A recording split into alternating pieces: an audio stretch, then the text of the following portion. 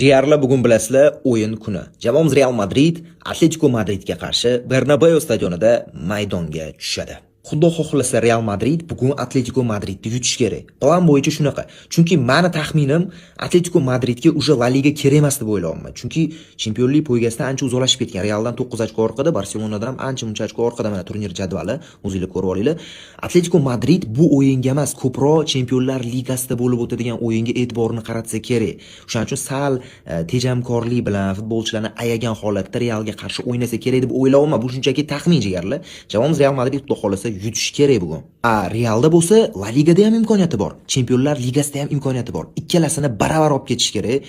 Real bugun ko'proq bosim bilan, ya'ni pressing bilan va Bernabeuda o'ynayotganligi uchun ko'proq hujumlar qilib, Atletico Madridga ko'proq gol urish kerak. Atletico Madrid bo'lsa himoyadan qarshi hujumga ko'proq yugursa kerak. Qarshi hujumlarni yaxshi ushlab berish kerak jamoamiz himoyasi. Kylian Mbappe hujumga qaytdi. U o'zini 100% tayyorman deb aytdi. As nashri ham yozdi buni. Xudo xohlasa Mbappe ertaga maydonda hat-trick qiladi degan umiddamiz.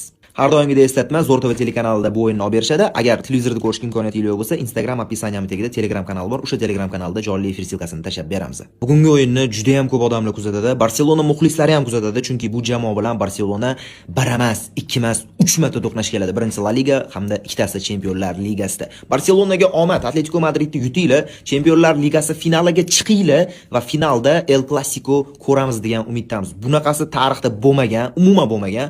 Agar ikkita klubdan bittasi chichib yormasa yoki ikkalasi ham baravariga chichib yormasa, xudo xolasa Chempionlar Ligasi finalida El Clasico bo'ladi va eng kuchlilari g'olib bo'ladi, xudo xohlasa. Bu safar videoni Realchilarga ham, Barsachilarga ham jo'natib o'rasizlar. Bitta like bosinglar, kommentariy yozinglar va podpiska bosishni esdan chiqarib qo'ymanglar. Har doimgi gapim, eng zo'rlari Realchilarni, eng zo'rlari bizani sahifada yozilgan. Hammalarga rahmat, salomat bo'linglar.